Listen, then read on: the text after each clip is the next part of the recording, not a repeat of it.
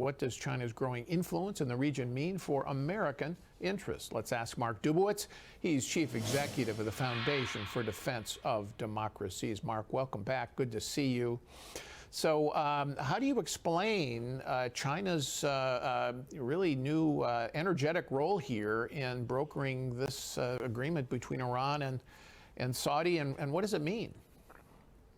Well, thanks for having me on, Paul. So, Paul, they say nature abhors a vacuum. Well, Beijing adores a vacuum, and they've identified these political and great power vacuums around the world, and they're filling it. They see the debacle of the United States in Afghanistan with the Biden administration's withdrawal. That terrified our allies, not only in the Middle East, but around the world, that America doesn't have the staying power or the competence to prosecute these wars successfully.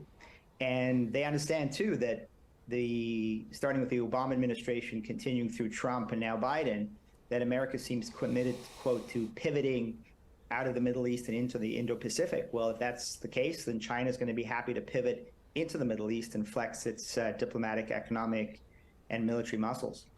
So, and the Crown Prince of Saudi Arabia, Mohammed bin Salman, young leader, energetic, certainly in his own way, are you saying that he's basically trying to hedge his bets here? He's saying, I can't rely on the United States anymore, therefore I better look around the world and see who I maybe can get better relations with, and China's a pretty big actor. He's also been getting closer to Russia, and is that what's going on here? I think that's right. I mean, in a sort of breathtaking example of, I would call, geopolitical incompetence, President Biden in the last presidential campaign declared publicly and repeatedly that he was going to turn Mohammed bin Salman into a pariah.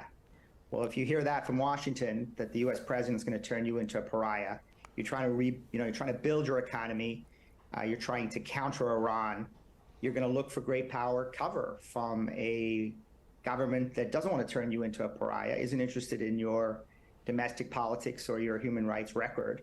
And the Chinese have seen that opportunity to try flip the Saudis and bring them into their camp in this era of great power competition with Washington. So what does it mean for U.S. interests? I mean, are we just simply being slowly, gradually pushed out of the Middle East as a player? I mean, we still got a base in Bahrain, for example, a naval base or military power still there. The Saudis still rely, they buy arms for us, although they're now talking about diversifying their purchases. I mean, are we just really a much diminished player in that part of the world? And what does it mean for that region?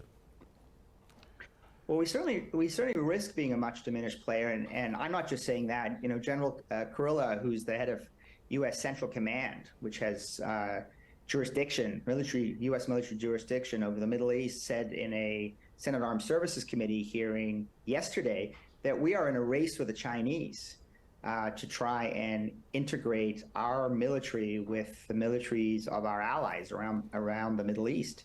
And if we lose that military integration race, then you're going to see our allies slowly but methodically integrating their military systems with the Chinese. And then that has serious implications for us, not only militarily and economically, but certainly diplomatically. And what does it mean for Iran? Iran doing these joint military exercises? I mean, obviously they're not abiding by the nuclear agreement. They're dead set on getting nuclear weapons. Are China and Russia creating essentially a protectorate for Iran against any potential action against Iran by the United States and potentially Israel?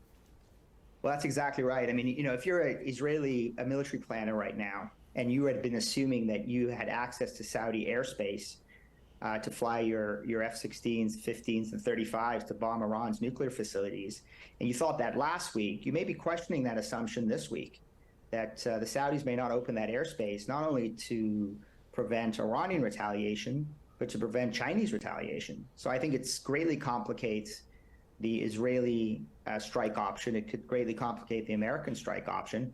And on the other hand, the Chinese may now be owning this issue.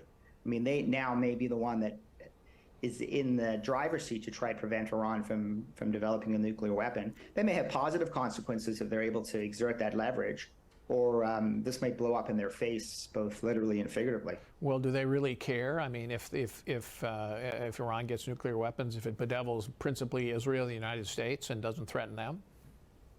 I think they do. I think they certainly don't want to see a nuclear-armed Iran. I don't think they want to see nuclear proliferation in the Middle East.